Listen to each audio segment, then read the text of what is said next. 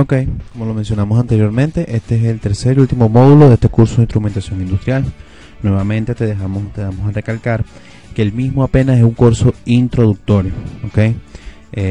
No es el curso avanzado. Te invitamos a que nos visites en www.tecninformacion.com para que observes el curso avanzado, en el cual cuentas con un facilitador, material de apoyo, clases online, chat con el profesor, entre otras cosas, ¿ok?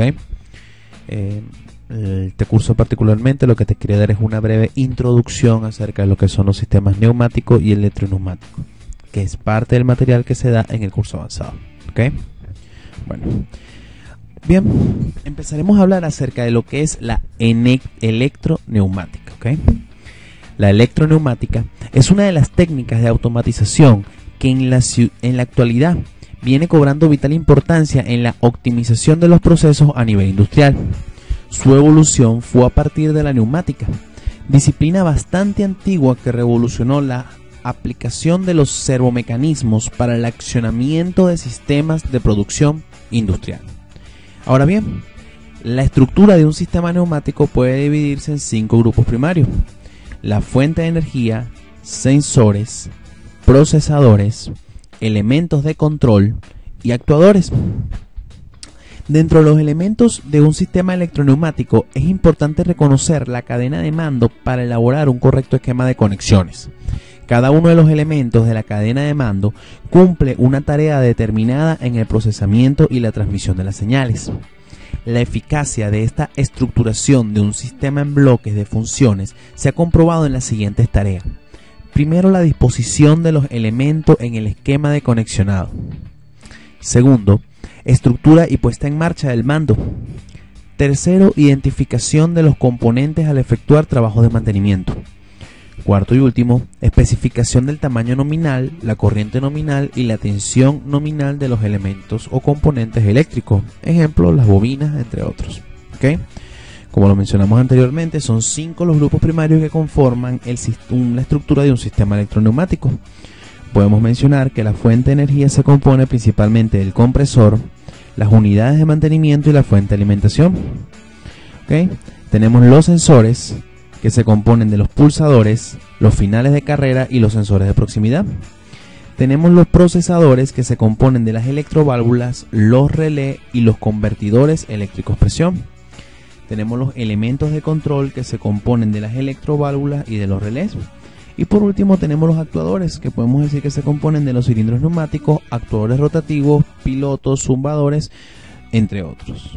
Estos son apenas algunos de los posibles componentes de estos sistemas electroneumáticos, ¿okay? Veamos a continuación lo que se refiere a la interpretación simbólica, ¿okay? Los componentes se representan por medio de símbolos que indican su función en el sistema. Los símbolos de los componentes se organizan de acuerdo a los niveles del sistema. Estos niveles están dispuestos según el flujo de señales, bien sea el circuito neumático, o sea de mando, o el circuito eléctrico de control. ¿Okay? Fíjense cómo hacemos una paridad entre el flujo de señales neumática y el flujo de señales eléctricas, donde la mayor diferencia es la dirección y sentido de dichas señales. El flujo neumático va hacia arriba y en el flujo de las señales eléctricas va hacia abajo. A continuación, analicemos los elementos de señales neumáticas, empezando por los interruptores.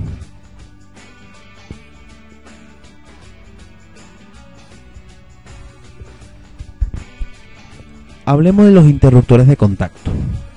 El accionamiento mecánico de un interruptor consiste en unir dos contactos entre sí, que permiten cerrar el circuito eléctrico. Se diferencian de 3 tipos de contactos, a saber: los contactos de cierre, que son normalmente abiertos, los contactos de apertura, que son normalmente cerrados, y los contactos múltiples o conmutadores. ¿Okay? Los contactos pueden ser normalmente abiertos o normalmente cerrados, o conmutadores, como se mencionaron anteriormente. Los primeros permanecerán abiertos mientras no se actúe sobre ellos, por ejemplo, al pulsar sobre interruptor, saturar un transistor, etc. Los contactos normalmente cerrados funcionarán justamente al contrario. Esto significa que si se actúa sobre un contacto normalmente abierto, el mismo se cerrará, y si se hace sobre uno normalmente cerrado, el mismo se abrirá. Un contacto múltiple o un conmutador está formado por un interruptor directo y otro inverso, que actúan conjuntamente de modo que con una sola actuación se aísla un circuito y se conecta a otro, conmutando los dos circuitos.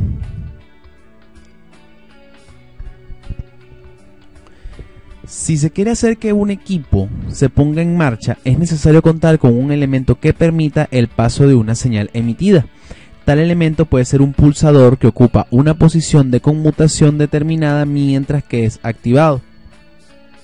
Si se quiere analizar de una manera sencilla, se puede decir que un interruptor sin retención es simplemente un interruptor que puede tener distintas posiciones. Puede ser un interruptor normalmente abierto, un interruptor normalmente cerrado y un interruptor combinado. Veamos un diagrama real de este tipo de interruptor.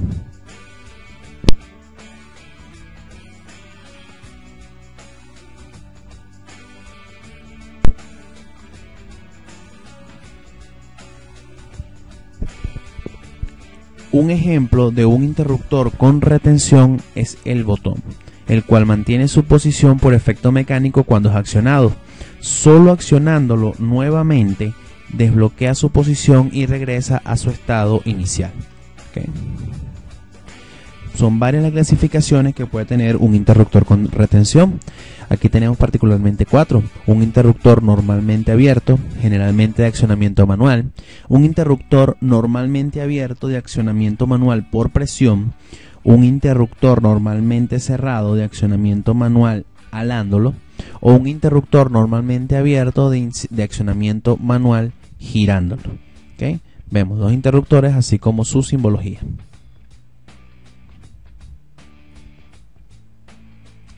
Ahora bien, entremos en la parte de lo que son los sensores. Un sensor es un dispositivo capaz de detectar magnitudes físicas o químicas llamadas variables de instrumentación y transformarlas en variables eléctricas. Las variables de instrumentación pueden ser, por ejemplo, temperatura, intensidad lumínica, distancia, aceleración, inclinación, desplazamiento, presión, fuerza, torsión, humedad, pH, acidez, etcétera, etcétera, etcétera. Lo vamos a dividir en 4 grupos particulares. Primero, los mecánicos. Segundo, los inductivos. Tercero, los capacitivos. Y cuarto, los ópticos. A continuación, analizaremos cada uno de ellos.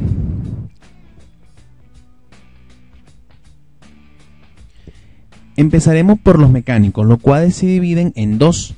Los finales de carrera mecánico y los tipos RIT. Dentro de los componentes electrónicos se encuentra el final de carrera o sensor de contacto, también conocido como interruptor de límite o comúnmente conocido como limit switch. Los mismos son dispositivos eléctricos, neumáticos o mecánicos, situados al final del recorrido de un elemento móvil, como por ejemplo una cinta transportadora, con el objetivo de enviar señales que puedan modificar el estado de un circuito. Internamente pueden contener interruptores normalmente abiertos o interruptores normalmente cerrados o conmutadores, dependiendo de la operación que cumplan al ser accionados. De ahí la gran variedad de finales de carrera que existen en el mercado. Veamos un diagrama real del mismo.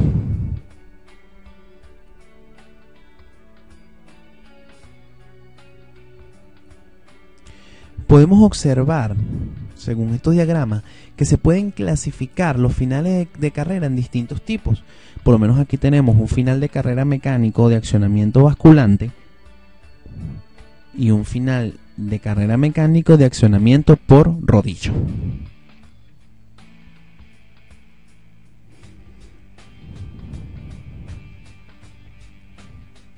Ok, ahora hablamos del sensor tipo RIT.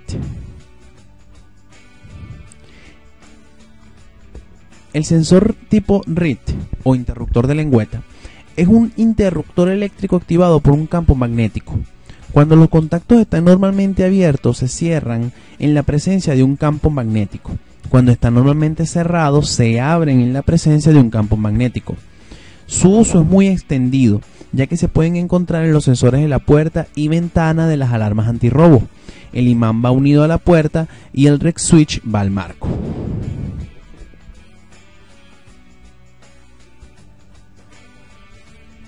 Ahora hablemos de los sensores de tipo inductivo. Los sensores inductivos son una clase especial de sensores que sirven para detectar materiales metálicos ferrosos. Son de gran utilización en la industria, tanto para aplicaciones de posicionamiento como para detectar la presencia o ausencia de objetos metálicos en un determinado contexto. Entiéndase detección de paso, de atasco, de codificación o de conteo. ¿Okay? Son varios los tipos, ¿okay?, que se pueden conseguir en el mercado de estos tipos de sensores. Veamos un diagrama real de este tipo de sensores.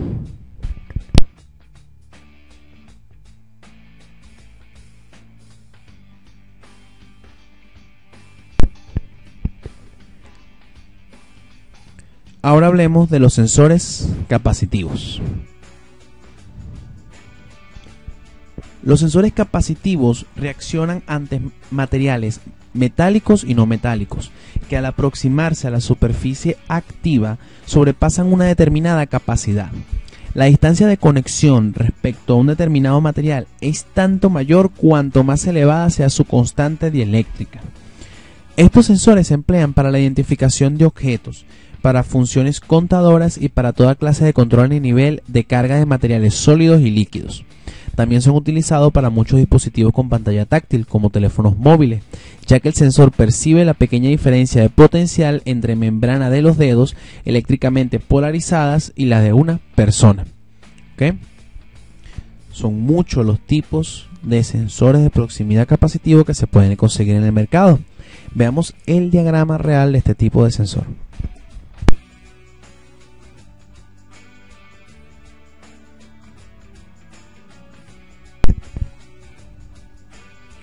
Okay. Ahora veamos los detectores de proximidad óptico. Un sensor óptico trabaja con el principio de reflexión y según el material. Una ventaja radica en que gran parte de los materiales, sean eléctricos o no, reflejan luz y no la dejan pasar. Existen tres principios básicos. El primero, barreras de luz con emisor y receptor individuales. El segundo, barreras reflectivas con emisor y receptor en un cuerpo y por separado un reflector. ¿Okay? El tercero, el palpador reflectivo con emisor y receptor en un cuerpo, pero donde el objeto a identificar sirve de reflector para distancias cortas y partes reflectivas. ¿Okay? Veamos un diagrama real de este tipo de sensor.